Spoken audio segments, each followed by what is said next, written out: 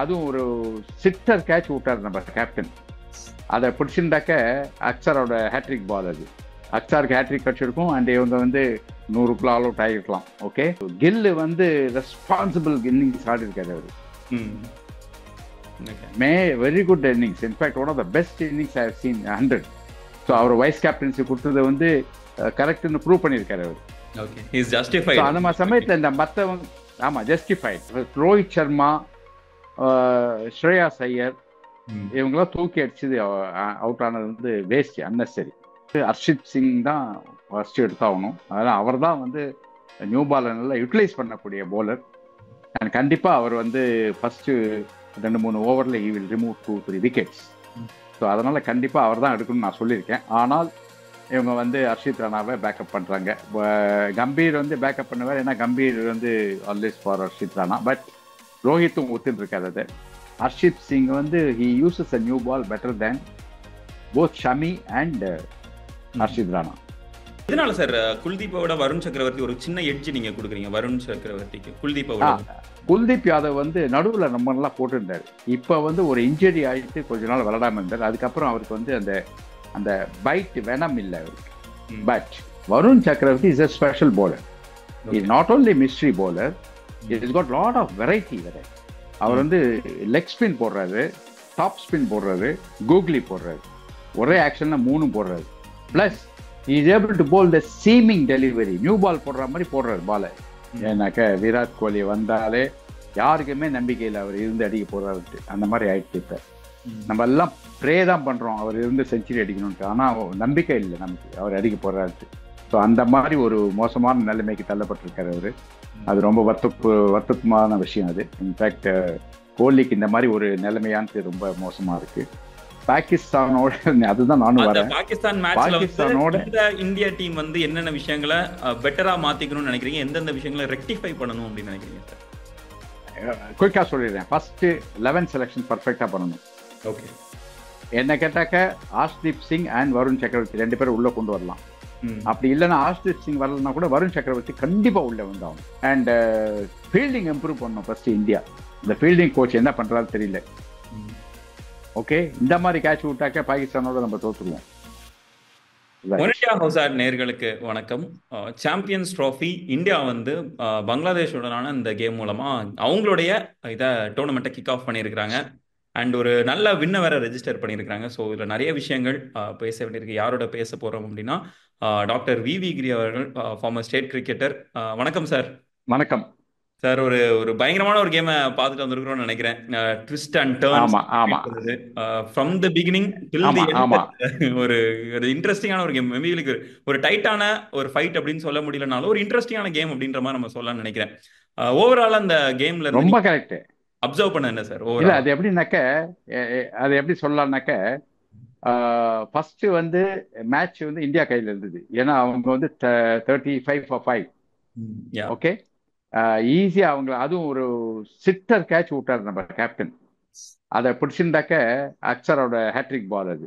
அக்சாருக்கு hat-trick கிடைச்சிருக்கும். And இவங்க வந்து 100க்குள்ள ஆல் அவுட் ஆகிருக்கலாம். ஓகே, பிகாஸ் அந்த பேட்ஸ்மேன் வந்து நின்று ஸ்கோர் பண்ணி பார்ட்னர்ஷிப் 157 ரன்ஸ் பார்ட்னர்ஷிப் அந்த 35-5லேருந்து.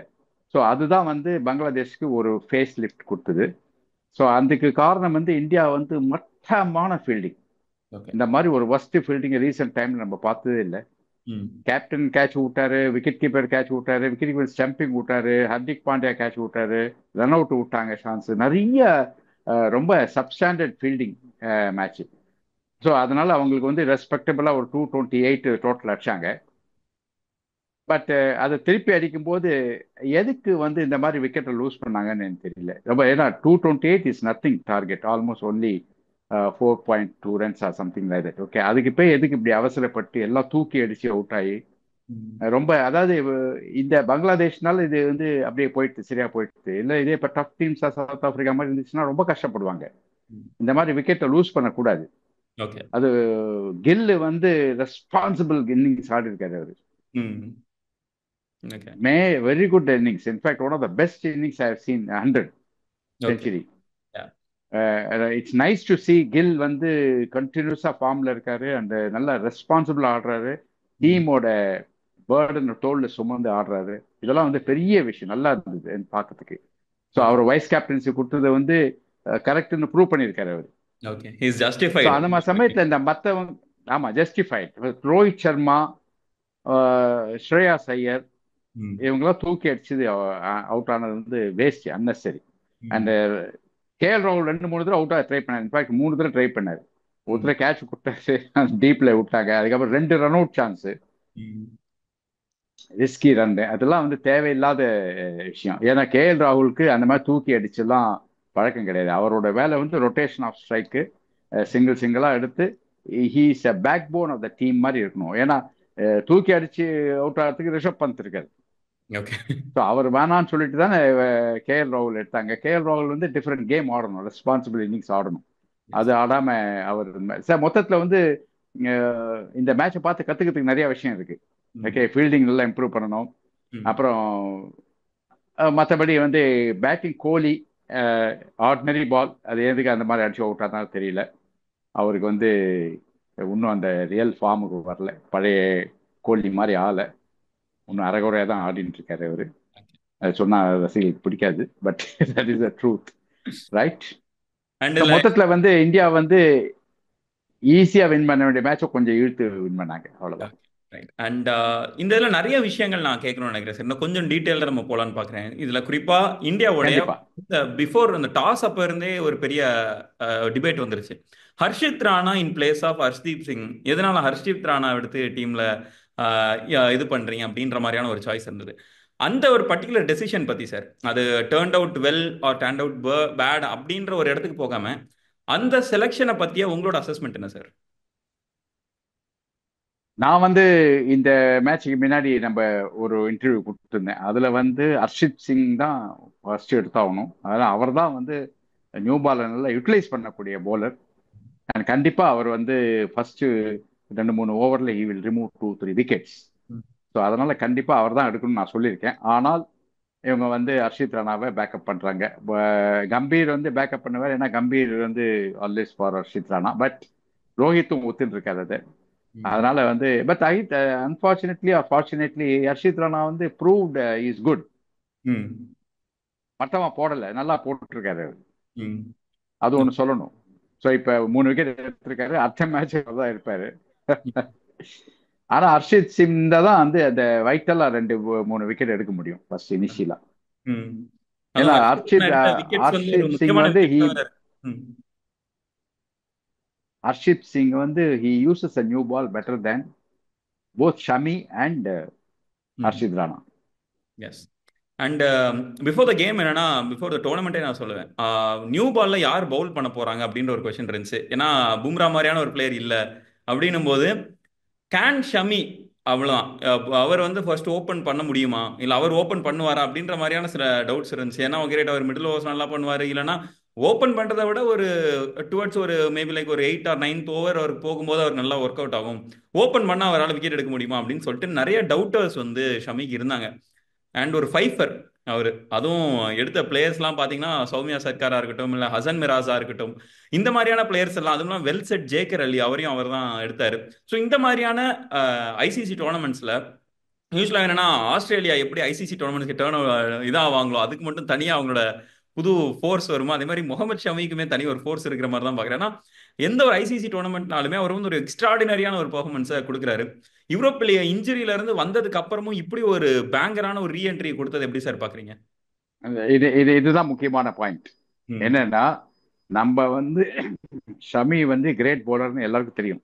ம். ஏன்னா போன ஐசிசி 50 ஓவர்ஸ் டோர்னமெண்ட்ல அவர் தான் bowler, best bowler of the டோர்னமெண்ட்லாம் வந்தாங்க. நான் என்ன சொல்றேன்னாக்க, is coming back after 1 year injury, right? ம். இவர் வந்து இப்போ வந்து 10 ஓவர் போட்டிருக்காரு, டீசென்ட் பேஸ்ல போட்டிருக்காரு, அண்ட் லைன் அண்ட் லென்த் நல்லா இருந்திருக்கு. அதுதான் நமக்கு பிக்கெஸ்ட் பிளஸ் பாயிண்ட். அதை பத்தி நம்ம சந்தோஷப்படணும். ஸோ ம். இவர் ஓப்பனிங் போடுறதா ஓப்பனிங் போடுறாரு, அதை பத்தி கொஸ்டினே இல்லை. பிகாஸ் நியூ பால்ல வந்து சீமை நல்லா வச்சு ஸ்விங் பண்ணுவாரு. ம். அதனால நம்ம வந்து ஷமியை பத்தி டவுட் பண்ண வேணாம். Shami is definitely India number 1 bowler. Okay, but Rana position தான் நம்ம வந்து ஹர்ஷித் சிங்கா ராணாவா அப்படின்ட்டு நம்ம யோசிச்சுட்டு இருக்கோம். அது வந்து என்ன கேட்டாக்க ஷமி அண்ட் ஹர்ஷித் சிங் வந்து பெட்டர். அகேன்ஸ்ட் பாகிஸ்தான் அவங்க 2 பேரும் அண்ணா பெட்டர், பட் ராணாவை ட்ராப் பண்ண மாட்டாங்கன்னு தோற்றுது. பட் இதுல என்னன்னா, I was very disappointed to see the team. ஏன்னா I always said our trump card is Varun Chakravarthy. Varun சக்கரவர்த்தியே காணும். அவருக்கு பதிலாக வந்து குல்தீப் யாதவ் சரியாவே போடலை. Okay, very ordinary bowling, very ஒண்ணுமே ஒரு இம்ப்ரெஷனே இல்லை. அண்ட் போலிங்ல வந்து இந்த வெனமே இல்லை, அதாவது விஷத்தன்மையே இல்லை போலிங்ல. ரொம்ப ஆர்டினரியா போட்டுருக்காரு. ஸோ என்ன கேட்டாக்கா வருண் சக்கரவர்த்தி will be a better option. Okay okay sir. And இந்த டோர்னமெண்ட் ஆரம்பிக்கிறதுக்கு முன்னாடி இருந்த ஒரு மிகப்பெரிய டவுட்டு, மறுபடியும் அந்த பும்ராவோட ஆப்சன்ஸை சுற்றி தான் இன்னொரு கேள்வியும் இருக்கு. என்னன்னா, பும்ராவோட பிரசன்ஸ் இல்லாம இந்த பவுலிங் அட்டாக் எப்படி மூவ் ஆகும், இந்த பவுலிங் அட்டாக் எப்படி ஒர்க் ஆகும் அப்படின்னு ஒரு டவுட் இருந்தது. ஒருவேளை இந்த ஒரு கேமை பார்த்ததுக்கு அப்புறம் ஒரு நம்பிக்கை வருதா சார் உங்களுக்கு? ஓகே, பும்ரா இல்லாம இல்ல இல்ல இல்ல நம்பிக்கை வரல. ஏன்னா இந்த 5 விக்கெட்ஸ்க்கு அப்புறம் இந்த 6th விக்கெட் எடுக்கிறதுக்கு 157 ரன்ஸ் கொடுத்தாங்க. அதுவே வந்து தெரியுது இவங்களுக்கு வந்து வீக்னஸ். இது வருண் சக்கரவர்த்தி இல்லை, பும்ராவும் இல்லை. ஸோ அதனால அந்த பேரை எடுக்கவே முடியல எங்களால. ஓகே. ஸோ அங்கதான் வந்து அவர் வந்து அவங்க 2 பேர்ல ஒருத்தர் தான் கேட்ட எடுத்திருப்பாங்க அவங்கள. ஓகே, ஸோ அதுக்காக நான் என்ன சொல்றேன், பும்ரா இல்லாதனால நம்ம ட்ரம்ப் கார்டு இஸ் வருண் சக்கரவர்த்தி. அவரை கண்டிப்பா எடுத்தாகும். எதனால சார் குல்தீப்போட வருண் சக்கரவர்த்தி ஒரு சின்ன எட்ஜ் நீங்க கொடுக்குறீங்க வருண் சக்கரவர்த்திக்கு குல்தீப்போட? அது அது நிறைய சொல்லியாச்சு, பட் இருந்தாலும் சொல்றேன். குல்தீப் யாதவ் வந்து நடுவில் ரொம்ப நல்லா போட்டிருந்தாரு. இப்போ வந்து ஒரு இன்ஜுரி ஆகிட்டு கொஞ்ச நாள் விளையாடாம இருந்தார். அதுக்கப்புறம் அவருக்கு வந்து அந்த அந்த பைட் வெனம் இல்லை அவருக்கு. ஓகே, பால் வந்து ரொம்ப ஸ்லோவா ஈஸியா வருது, சருன்னு போக மாட்டேங்குது பால். வேற அதனால அவர் கொஞ்சம் வந்து டவுன்ல இருக்காரு. அவர் வந்து பிக்கப் ஆகிறதுக்கு கொஞ்சம் டைம் ஆகும். இன்ஜுரிக்கு அப்புறம் எல்லாருமே உடனே அந்த டாப் போலிங் வராது. நான் ஷமி கிட்ட கூட அதான் பயந்துட்டு இருக்கேன், அவருக்கு அந்த பழைய போலிங் வரதுக்கு கொஞ்சம் டைம் ஆகும்னு சொல்லியிருந்தேன். அதே மாதிரி கொஞ்சம் நல்லா போட்டுருக்காரு, பட் ஆனால் pickup பண்ணிப்பாரு Shami. But Varun Chakravarthy is a special bowler. He is not only mystery bowler, he has got lot of variety. அவர் வந்து லெக் ஸ்பின் போடுறாரு, டாப் ஸ்பின் போடுறாரு, கூகுளி போடுறாரு, ஒரே ஆக்ஷன்ல 3 போடுறாரு. Plus he is able to bowl the seaming delivery, new ball போடுற மாதிரி போடுறாரு பால. அது வந்து நல்லா பிராக்டிஸ் பண்ணி கரெக்டா அது வந்து ஸ்பாட்ல போடுறாரு. அது வந்து ரொம்ப ஆச்சரியமான விஷயம். ஸ்பின்னர் வந்து அந்த மாதிரி போடுறது பெரிய விஷயம். ஸோ அது வந்து அதை நல்லா டெவலப் பண்ணியிருக்காரு. And Varun Chakravarthy biggest plus point is follow த்ரூன்னு சொல்லுவாங்க. அதாவது போலிங் போட்டப்புறம் we must move forward. அந்த பெண்ட் பண்ணணும், பாடி பெண்ட் பண்ணிட்டு மூமெண்டம் இருக்கணும், சில்லிமிட் ஆஃப் நோக்கி போகணும் போலர். அப்பதான் என்ன ஆகும், அந்த பால் வந்து டிப் ஆகும், அதுல நிப்பு கிடைக்கும், அண்ட் ஸ்பீட் இருக்கும் பால்ல. இது 3க்கு காரணம் இந்த ஃபார்வர்ட் மூவ்மெண்ட். அந்த ஃபார்வர்ட் மூவ்மெண்ட் பிரமாதமா இருக்கு வருண் சக்கரவர்த்தி. ஓகே, அந்த மாதிரி எந்த போலருக்கும் இல்லை. இப்ப குல்தீப் யாதவுக்கு இல்ல, அக்ஷர் பட்டேலுக்கு இல்ல, ஜடேஜா, இவங்கெல்லாம் போட்டுட்டு அப்படியே நிக்கிறாங்க. You will have to move forward towards a silly mid off or something so that அந்த மொமெண்டம் கிடைக்கும், அந்த பால்ல வந்து ஒரு எக்ஸ்ட்ரா பேஸ் இருக்கும். ஓகே, ஸோ அது வருண் சக்கரவர்த்தி நல்லா. That's why I call him very special. Apart from that is a mystery bowler. அவர் எப்போ வந்து கூகுளி போடுறாரு, எப்போ டாப்ஸ் பண்ணுறாரு, எப்போ லெக் பிரேக் போடுறாரு தெரியல. அண்ட் T20 இன்டர்நேஷனல் போது எஸ்பெஷலி அகேன்ஸ்ட் இங்கிலாந்து பயங்கர விக்கெட்ஸ் எடுத்தாரு. எல்லாரும் போல்டு எடுத்தார் அவர். அதனால வந்து டெஃபினட்டா is a superior bowler. I am very disappointed that he was not selected today.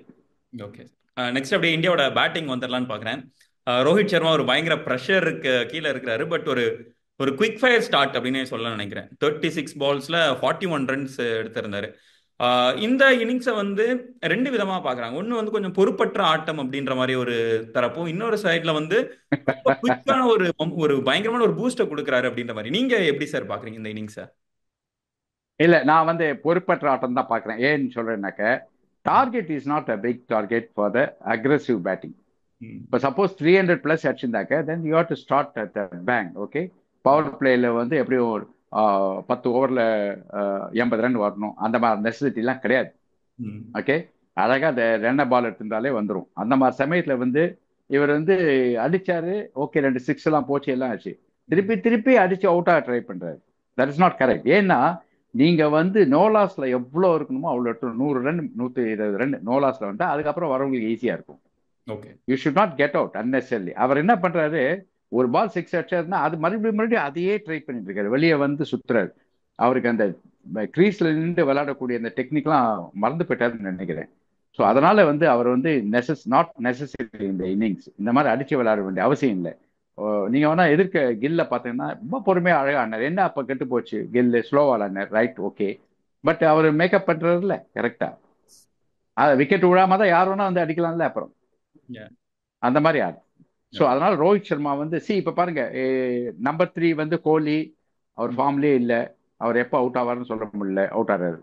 Number 4 Shreyas Iyer அன்னெசரியா தூக்கி அடிச்சு அவுட். ம். ஓகே. அக்ஷர் பட்டேல் வேஸ்ட், தூக்கி அடிச்சு அவுட். அது மாதிரி தேவையே இல்லை. அது ம். சாதாரண போலிங், சாதாரண இது, அந்த மாதிரி அடிக்க வேண்டிய அவசியமே இல்லை. ஸோ இந்த மாதிரி 3 விக்கெட் ஈஸியா போகும்போது ரோஹித் சர்மா வந்து அந்த மாதிரி விக்கெட்டை தூக்கி எறிஞ்சிருக்க கூடாது. That is my view. Okay sir. And நீங்க அந்த நேம் மென்ஷன் பண்ணீங்க, Axar Patel in at 5. So இந்த ஒரு ஆப்ஷன் வந்து நிறைய பேருக்கு நிறைய விதமான ஒரு இது இருக்கு. அக்ஷர் பட்டேல் இன் அட் 5, அதுவும் அஹெட் ஆஃப் கேஎல் ராகுல் அப்படின்ற ஒரு இது வருது. அதை எப்படி சார் பாக்குறீங்க நீங்க? அக்ஷர் பட்டேல் மாதிரியான, ஏன்னா அவர் வந்து கேஎல் மெயினா ராகுல். யா. இல்ல, மெயினா அவர் முன்னாடி வரதுக்கு காரணம் வந்து இந்த லெக் ஸ்பின்னர் ஒருத்தர் போடுறாரு இல்லையா, ம். அதனால அவரை கவுண்டர் பண்ணதுக்காக முன்னாடி லெஃப்ட் ஹேண்டர் ஒருத்தர் அனுப்புறாங்க. ஓகே. இல்லைன்னா கேஎல் ராகுலே அனுப்பலாம். பட் அந்த அவருக்கு ரிதம் கொடுக்கக்கூடாது அந்த போலருக்கு. லெஃப்ட் ரைட் மாத்தி மாத்தி விளையாடுனாக்க ரிதம் இருக்கு, அதுக்காக தான் அனுப்பிச்சாங்க. ரைட். அவரும் வந்து அவர் வந்து ஸ்லோவா விளையாடுக்கலாம், 1-1 அடிச்சிருக்கலாம். பிகாஸ் என்ன, உங்களுக்கு ரொட்டேஷன் ஆஃப் ஸ்ட்ரைக் மாதிரி ஒரு இரிட்டேட்டிங் திங் போலருக்கு கிடையாது. இப்போ நான் ஒரு போலர்னு வச்சுக்கோங்க, என்னை வந்து ஒரே பேட்ஸ்மேன் வந்து 5 பால் விளையாடுனாக்க நான் 6வது பால் அவன் அவுட் ஆக சான்ஸ் இருக்கு. ஓகே. வேற மாத்தி மாத்தி ஒரு ரன் எடுத்துட்டே இருந்தாக்கா எனக்கு யாருக்கு எந்த, அதுவும் லெஃப்ட் ரைட்டு, யாருக்கு எந்த லெங்க் போடுறது எந்த லைன் போடுறதுன்னு எனக்கு கன்ஃபியூஸ் ஆகிடும். அதனால இந்த போலருக்கு வந்து இரிட்டேட் பண்ணுறதுக்காகவே ரொட்டேஷன் ஆஃப் ஸ்ட்ரைக்னு ஒன்று இருக்கு. ஸோ அதை பண்ணியிருக்கலாம் அக்ஷர் ஒழுங்கா, அன்னெசரியா தூக்கி அடிச்சு அவுட் ஆயிட்டாரு. ஸ்ரேயாஸ் ஐயர் அதே தான், தேவையே இல்லாத இது. அதுவும் ஃபாஸ்ட் போலருக்கு போய் தூக்கி அடிக்கிறாரு, அந்த மாதிரி அவசியமே கிடையாது. மன்னிக்க முடியாத குற்றம் அது. Okay sir. அண்ட் அஃப்கோர்ஸ் ஒரு ஒரு பிக் நேம் விராட் கோலி, அவர் ஒன் டவுன் ஆடுற ஒரு பொசிஷன் வந்து தொடர்ந்து என்னன்னா நிறைய ஒரு டவுட்ஸ் வருது. ஏன்னா நம்ம பேசும்போதே கூட நம்ம சொல்லியிருக்கிறோம் என்னன்னா, உங்களுக்கு ஒன் டவுன் வந்து விராட் கோலி வரும்போது நீங்க எவ்வளவு பொறுப்பா ஆடணும் அப்படின்றது உங்களுக்கு ஓப்பனிங் பேட்ஸ்மேனா உங்களுக்கு தெரியணும் அப்படின்னு நினைக்கிறேன், அப்படின்ற மாதிரியான சில விஷயங்கள்லாம் நம்மளாம் பேசுறோம். அப்படின் போது விராட் கோலியோட ரோல் இந்த டீம்ல இப்ப எப்படி இருக்குது சார்? ஆக்சுவலா ரொம்ப ப்ரெக்கேரியஸ் பொசிஷனா இருக்கு. ஏன்னாக்க விராட் கோலி வந்தாலே யாருக்குமே நம்பிக்கை இல்லை அவர் இருந்து அடிக்க போறாருட்டு, அந்த மாதிரி ஆயிடுச்சு. இப்ப நம்ம எல்லாம் ப்ரே தான் பண்றோம் அவர் இருந்து செஞ்சுரி அடிக்கணும்ட்டு, ஆனா நம்பிக்கை இல்லை நமக்கு அவர் அடிக்க போறாருட்டு. ஸோ அந்த மாதிரி ஒரு மோசமான நிலைமைக்கு தள்ளப்பட்டிருக்காரு அவரு. அது ரொம்ப வருத்தமான விஷயம் அது. இன்ஃபேக்ட் கோலிக்கு இந்த மாதிரி ஒரு நிலைமையானது ரொம்ப மோசமா இருக்கு. அவர் வந்து ஒன்றும் ரெக்டிஃபை பண்ணிக்கவே மாட்டேன்றாரு அவர் இதை. இப்ப இந்த 5th ஸ்டம்ப், அந்த fast bowling, out side edge, அதெல்லாம் போய் இப்போ வந்து எல்லா பாலுக்கும் அவுட் ஆறாரு. அது ரொம்ப கஷ்டமா இருக்கு நினைச்சு பார்க்கறதுக்கு. இவ்வளவு பெரிய பேட்ஸ்மேன் வந்து இவ்வளவு சீப்பா அவுட் ஆகிறதுனா கஷ்டமா தான் இருக்கு. பட் அவர் குயிக்கா வெளியே வரணும், வந்துட்டு டெக்னிக்கை மாத்திட்டு. ஜோ ரூட்லாம் டெக்னிக் மாத்திட்டு இருக்காரு. ஸ்டீவ் ஸ்மித் எவ்வளவு அருமையா ஃபர்ஸ்ட் 2 டெஸ்ட் பிஜிடி டிராஃபில வந்து 2 டெஸ்ட் ரொம்ப பயங்கரமா ஃபுட் ஒர்க்கே இல்லாம கஷ்டப்பட்டாரு. அதுக்கப்புறம் கவாஸ்கர், நிக்கல்ஸ் காமெண்டேட்டர்ஸ் சொன்னாங்க இந்த மாதிரி இவர் ஃபுட் ஒர்க் எப்படி மாத்திக்கணும் அப்படின்னு சஜஷன் கொடுத்தாங்க. அதை நம்பி இவர் என்ன மாத்திட்டு கண்டினியூஸா செஞ்சுரி அடிச்சுட்டு இருக்காரு. ஸ்ரீலங்காவில் செஞ்சுரி, அதுக்கு முன்னாடி பிஜியில் 2 செஞ்சுரி, பிரமாதமா ஆடிட்டு இருக்காரு. அதனால அந்த மாதிரி இம்ப்ரவைஸ் பண்ணிக்கணும். நீங்க வந்து இல்ல பண்ண மாட்டேன், நான் என் மிஸ்டேக்கை மாத்திக்க மாட்டேன்னு அப்படியே உட்கார்ந்தாக்க கஷ்டம்தான். ஓகே. Okay sir. நெக்ஸ்ட் என்ன, நம்ம பேட்டிங்கோட நெகட்டிவ்ஸ் எல்லாமே நம்ம பேசி முடிச்சோம் நினைக்கிறேன். 2 positives, Shubman Gill and KL ராகுல். கேஎல் ராகுல நீங்க தொடர்ந்து பேக் பண்ற ஒரு ஆள். ஸோ கேஎல் ராகுலோட இந்த ஒரு நாக் எப்படி பாக்குறீங்க சார் நீங்க? இல்ல, கேஎல் ராகுல் வந்து ரிஸ்க் நிறைய எடுத்தார் இந்த innings. I am not happy with that. அவர் ரிஸ்க் எடுக்கக்கூடாது. என்னன்னா அவரோட டியூட்டி என்னன்னாக்க நாட் அவுட்ல வரணும், அதான் அவரோட டியூட்டி. பிகாஸ் முதல்ல கில்லு வந்து முதல்ல 3 பேர் வந்து அவுட் ஆறாங்க, 4 பேர் அவுட் ஆறாங்க. அந்த மாதிரி சமயத்துல வந்து கில்லுக்கு சப்போர்ட்டா இவர் கொடுக்கணும், கடைசி வரைக்கும் அவுட் ஆகக்கூடாது. ஸோ இவர் என்ன பண்ணாரு, அந்த கேட்ச் ஒன்று அன்னசி, அவர் கேஎல் ராகுல் ஷாட்டே இல்லை அது. ஃபாஸ்ட் பாலருக்கு போய் டாஸ்கின் ஃபாஸ்ட் பாலருக்கு போய் இறங்கி இப்படி மிட் விக்கெட்டை தூக்கி அடிக்கிறார். அதை அவனும் பார்த்து இருக்கிறதுக்குள்ள சிக்டர் கேட்ச், அதை விடுறான் அவன். அந்த மாதிரி இதெல்லாம் தேவையில்லாது. அப்புறம் run out, 2 run out close, definite out பட்டுனாக்க. இதெல்லாம் வந்து வெரி அன்லைக் கேஎல் ராகுல். அவசியமே இல்லை இந்த மாதிரி. அவரோட டியூட்டி வந்து கண்டினியூஸா அவர் வந்து டிஃபென்ஸ் விளையாடி rotation of strike is very important, every ball run, அந்த மாதிரி தான் விளையாடணும் அவரு. அதுக்கு பிளான் பண்ணி அதுக்கு மைண்ட் அந்த மாதிரி கியர் பண்ணிக்கணும். அவர் அடிச்சு ஆட வேண்டிய அவசியமே இல்லை. இது வந்து T20 கிடையாது, ரெண்டாவது IPL கிடையாது.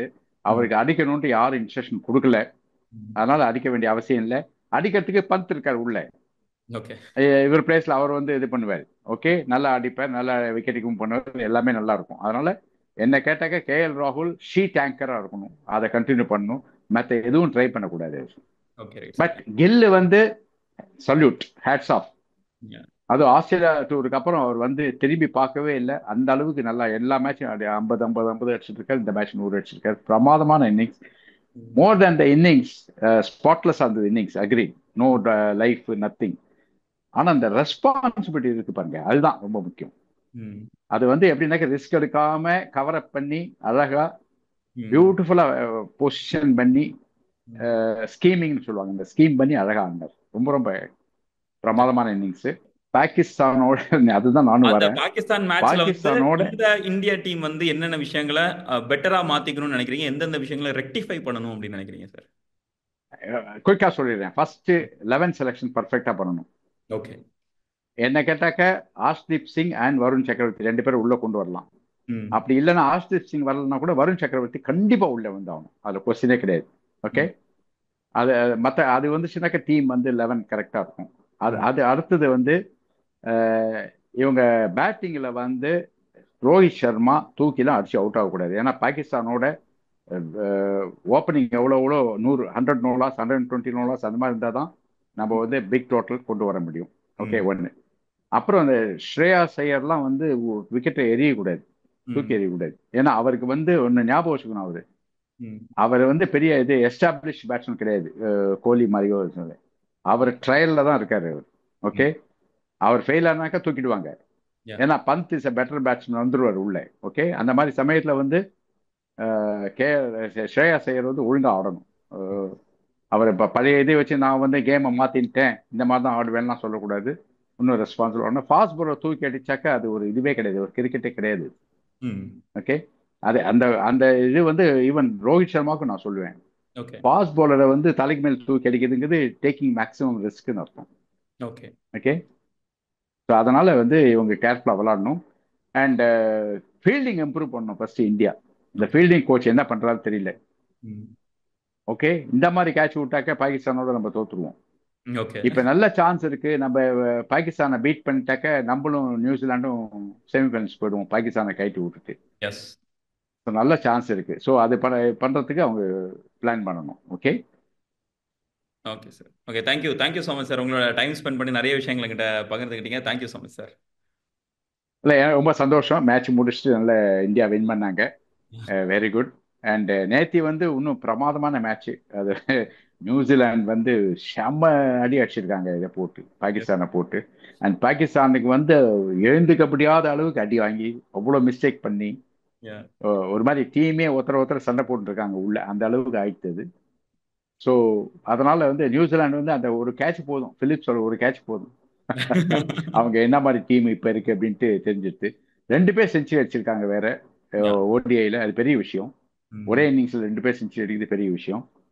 அண்ட் மொத்தத்தில் நியூசிலாந்து வந்து இப்போ நம்ம ஃபர்ஸ்ட் இதுல செமிஃபைனல்ஸ் வருவாங்களான்னு யோசிச்சிருந்தோம் நியூசிலாந்து.